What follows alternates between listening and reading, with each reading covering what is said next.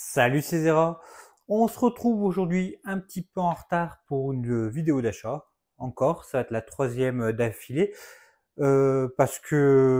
Pourquoi? Parce que j'avais fait une vidéo sur la sélection, une sélection de mangas sur les chats qui ne me plaisait pas, que j'ai annulé. Après, du coup, on avait tourné la vidéo d'achat qui n'avait pas de son, donc on a dû la supprimer aussi. Et il y avait la vidéo bilan que j'avais filmée en même temps aussi, que qu'on a dû supprimer aussi parce qu'il n'y avait pas de son aussi. Donc ça fait beaucoup d'imprévus d'un coup, donc ça va faire peut-être une semaine qu'il n'y a pas de vidéo, alors qu'on reprenait un rythme tranquille à une vidéo par semaine. Mais ça a recommencé les problèmes. Du coup, vidéo d'achat du mois d'août, avec beaucoup d'occasions, parce que en neuf, on n'a acheté pas grand-chose. On a dû acheter un petit peu moins. De mon côté, moi, c'était un petit peu moins d'une dizaine de mangas en neuf. Et la chouchoute, je pense que ça devait être pareil. Si même, je crois qu'elle en a peut-être même pas acheté, je crois, en neuf ce mois-ci. Donc beaucoup d'occasions parce qu'on est allé en ville, on a fait des e-cash, des cash converteurs, des choses comme ça, et on a trouvé beaucoup d'occasions, de quoi de compléter des séries un peu longues, de compléter des trous, et aussi de découvrir, on a pris deux trois tomes aussi à droite à gauche de séries qui nous intéressaient beaucoup, et sur un mangaka en particulier. Or la vidéo qui n'a pas vu le jour où je présentais les achats, j'avais pris un t-shirt Death Note parce que c'était des mangas qui étaient dessinés par Obata, qui est aussi le dessinateur de Death Note et tout. Mais bon, je vous montrerai les titres qu'on a trouvés de ce dessinateur-là. Et puis voilà, on va commencer sans plus tarder. Euh, je pense que j'ai oublié de dire à peu près combien on en avait acheté. On en a acheté 37, je crois. Et en plus, il y a un roman graphique et un petit comics que je vous montre vers la fin. Allez, sans plus tarder, on va commencer par la maison d'édition. On en a acheté le plus.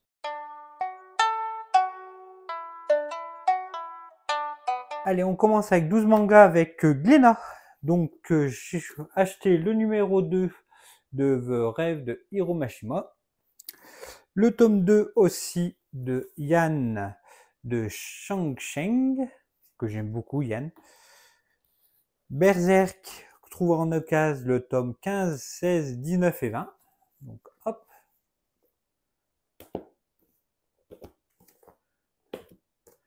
De Kentaro Moriya, hein, si j'ai pas dit le mangaka.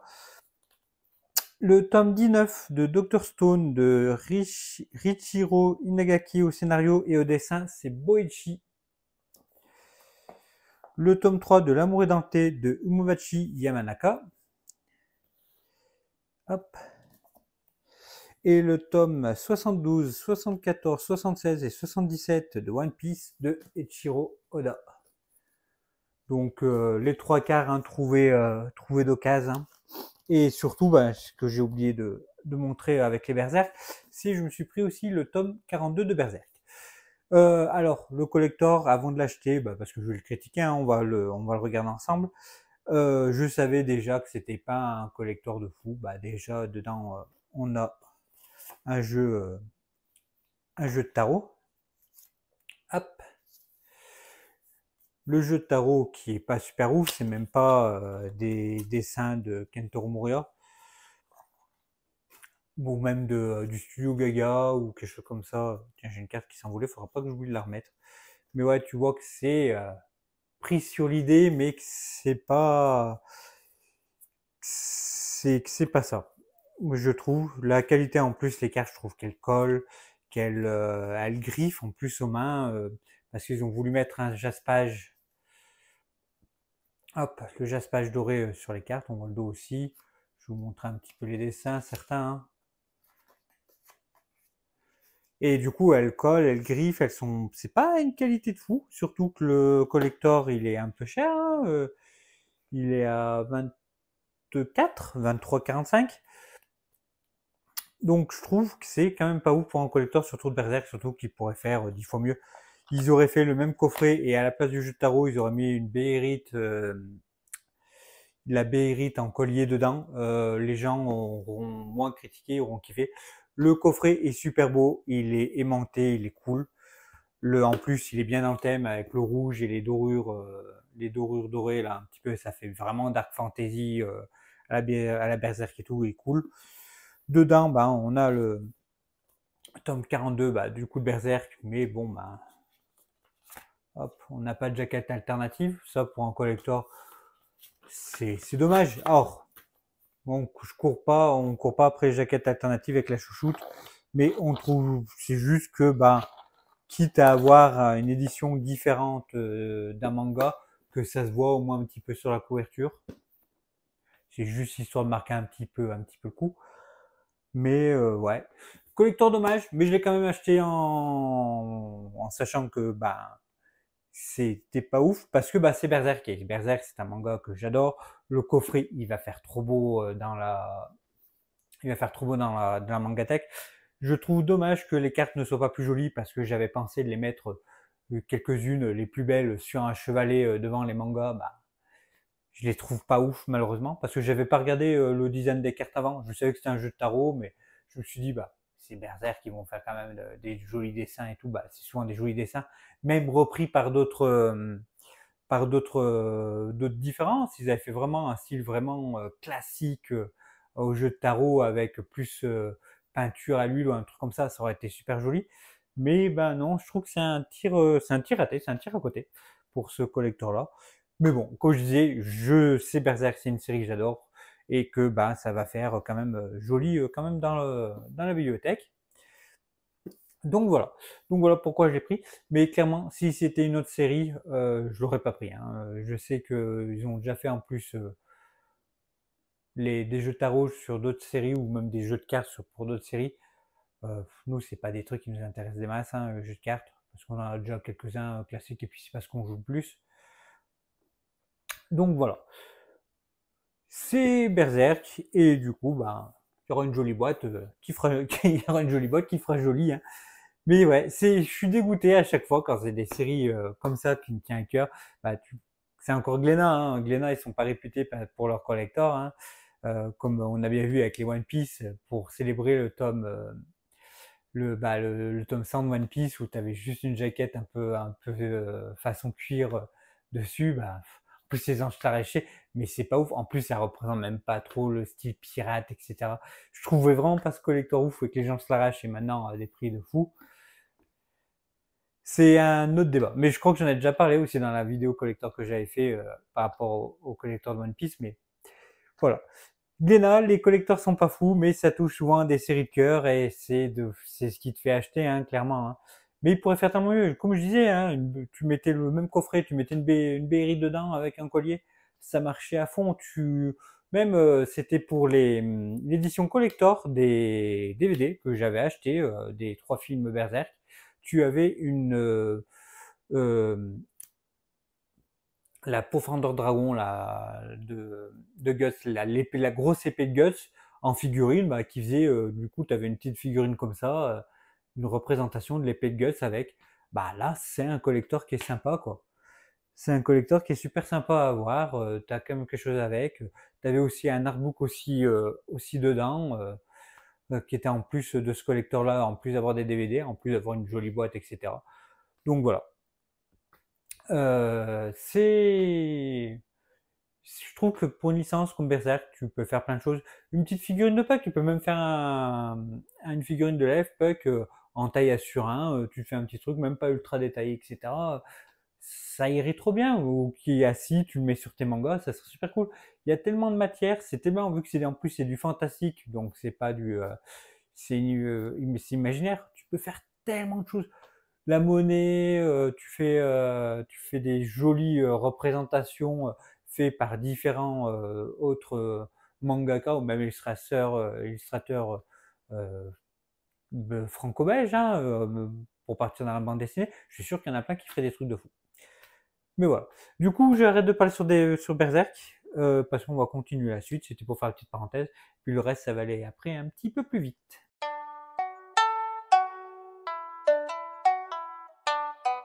Allez, la suite avec Pika, où c'est la chouchoute qui a trouvé beaucoup d'occasions sur une série qu'elle aime beaucoup. C'est l'Atelier des sorciers. Donc, l'Atelier des sorciers de Kamome Shirama, où elle a trouvé le tome 7. Et elle a trouvé aussi le spin-off du 1 au 5, La cantine des sorciers. Donc c'est de Kamome Shirama au scénario, hein, l'histoire originale. Et au dessin, c'est Hiromi Sato. Hop. Donc elle a trouvé les 5 d'occasion.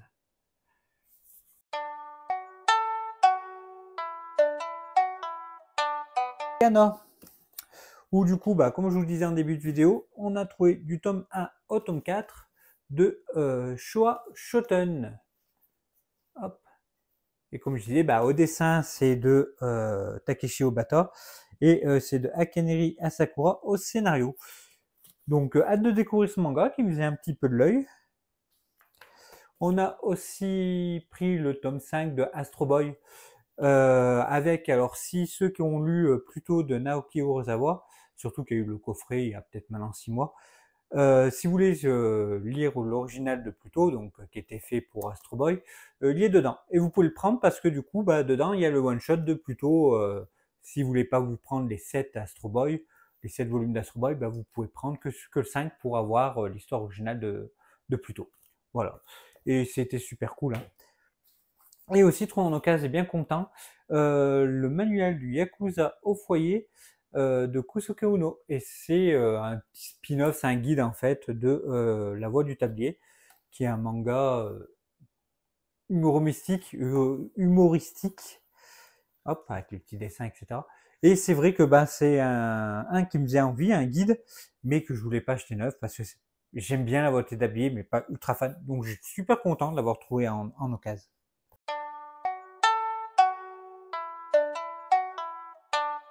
Continue avec Kaze Crunchyroll. La chouchoute s'est trouvé 3 tomes de Mashal. Donc le 10, le 8, le 13 et c'est de Hajime Komomoto. Non, c'est Komomoto, c'est Komoto. Et aussi, bah, encore du Takeshi Obata avec Ayuni's Kill.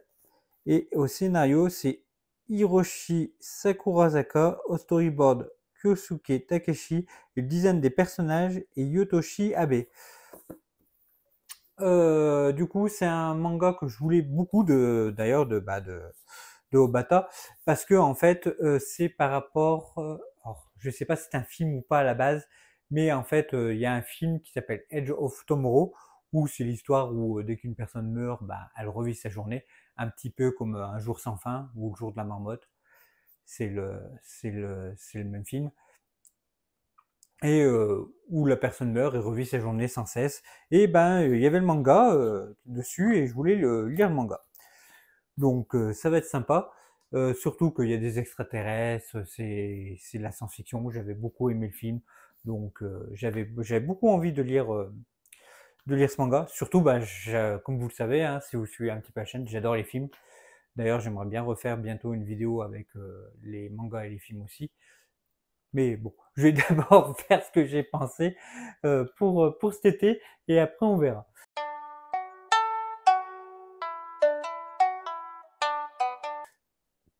On continue avec Kurokawa avec 4 mangas et 4 One Punch Man. Donc il y a le 14, le 19, le 18 et le 24. Donc c'est de One et le dessin c'est Yosuke Murata.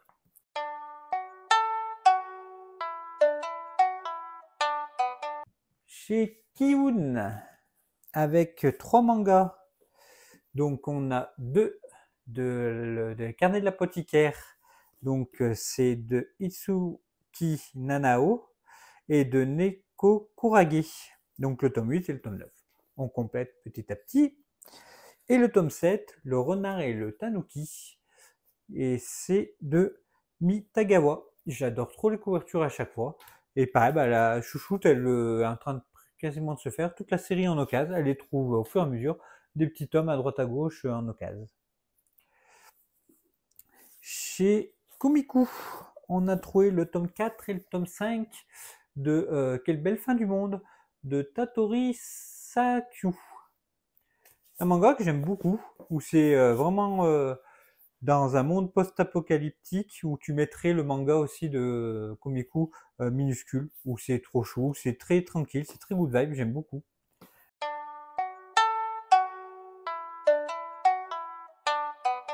On continue avec Delcourt Tonkam, 2 tomes aussi, et encore du Takeshi Obata, et au scénario c'est Yumi Hata et c'est Hikaru Nogo.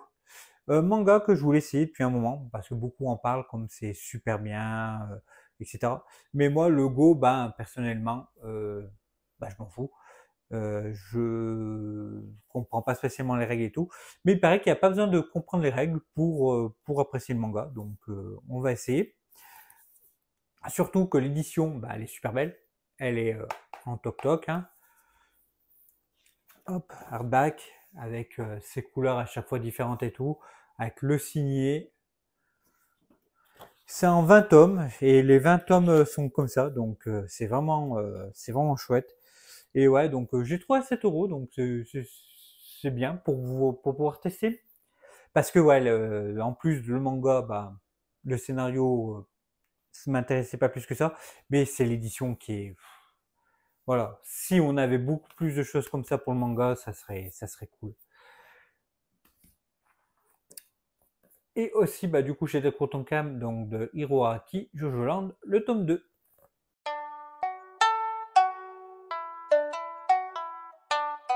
Et maintenant, tout le reste, tous les tomes qui sont tout seuls. Hop. Allez, on va commencer par le comics. Donc, je me suis pris chez Urban Comics Joker, The Winning Card de Tom King et de Mitch Gerads. Ça faisait longtemps que je n'avais pas acheté de comics. Alors, j'en présente très peu sur la chaîne parce que c'est surtout une chaîne de manga. Mais celui-là, je voulais. Ça faisait longtemps que j'en avais pas acheté. Ça fait longtemps que j'avais pas parlé de comics alors que j'aime bien ça. Et le style graphique et les mises en page avec le découpage et tout, je le trouve trop trop cool. C'est pour ça que j'ai craqué parce que je ne sais pas de quoi ça parle et tout, donc je vous en parlerai quand je l'aurai lu. Mais voilà, petit manga sur le Joker. Joker que c'est un personnage que j'apprécie beaucoup, hein. La chouchoute s'est pris un roman graphique chez Hachette, Lost in Taiwan. C'est de Marc Riley. Hop, donc tout en couleur. Ça a l'air parler du coup de Taïwan, etc. Des gens qui sont perdus à Taïwan, j'imagine, vu le titre. Mais voilà, petit roman graphique. Après, on a aussi Conte fabuleux de la nuit de Miyako Miya, le renard doré rue des Sèvres. Hop.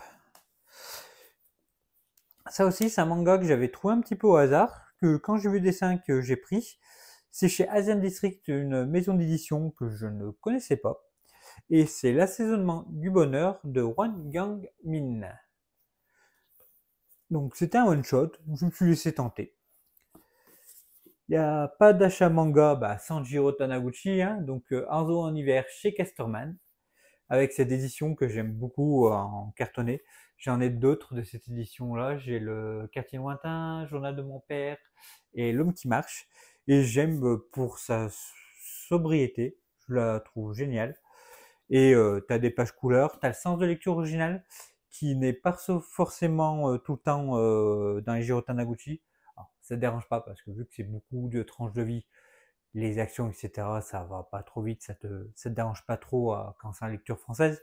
Mais quand je lis beaucoup de mangas et tout, j'aime bien voir, quand je relis du manga, d'avoir changé lecture française et lecture japonaise. Des fois, je me mélange un peu. Quand tu lis beaucoup la même chose, quand tu as l'habitude de lire tout le temps dans le même sens, si c'est un format, si c'est un manga que tu vas prendre et que tu vas te dire, ah ouais, il faut que je lise dans l'autre sens, le cerveau, il faut qu'il se réadapte. Il se réadapte vite, hein, mais il faut qu'il se réadapte quand même. Une série qu'on aime bien tous les deux avec la chouchoute, c'est Monsieur Méchant va détruire la Terre après ses congés, le tome 3 de Yu Morikawa chez Nobinobi. Trouvé en occasion, pareil aussi, une maison d'édition que je connaissais pas trop, que je connais que de loin parce que le responsable éditorial de la maison d'édition est sur YouTube et j'ai vu plusieurs fois de ses vidéos parce que, alors je me rappelle plus de la chaîne, je suis désolé parce que j'ai regardé qu'une ou deux vidéos parce qu'il expliquait un petit peu comment marcher une maison d'édition. Mais vu que c'est une petite maison d'édition qui fait tout seul, je trouve que c'est pas hyper représentatif. J'aimerais bien voir un truc avec une grande maison d'édition, la personne qui doit gérer, etc. Ça doit être un bordel de communication. Parce que là, une personne qui fait tout seul, bah, il fait bah, ce genre de manga, là, Car la neige m'appelle, de Makoto Aizawa, chez Château Château, du coup. Et l'édition est sympa, la jaquette, bah, du coup, elle a un côté un petit peu doux. Donc c'est vrai que quand tu es la personne qui gère de tout de A à Z, je pense que tu as moins de soucis. Donc je voulais quand même essayer un manga de cette maison d'édition, surtout que j'avais déjà entendu parler vite fait que c'était plutôt pas mal. Donc je vous en parlerai après dans la partie bilan.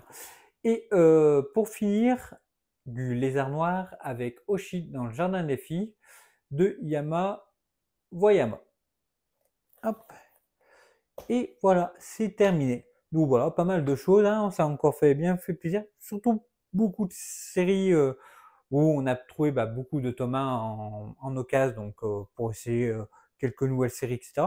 Aussi, bah, trouver aussi pour compléter des grosses séries, trouver bah, du One Piece, du Berserk, je suis bien content. Surtout que Glénat, ben, on achète très peu du neuf, à part des séries que j'ai envie de lire tout de suite, etc., bah, comme Yann ou comme Rave, parce que bah, c'est des séries que tu trouves après facilement en occasion, des séries longues.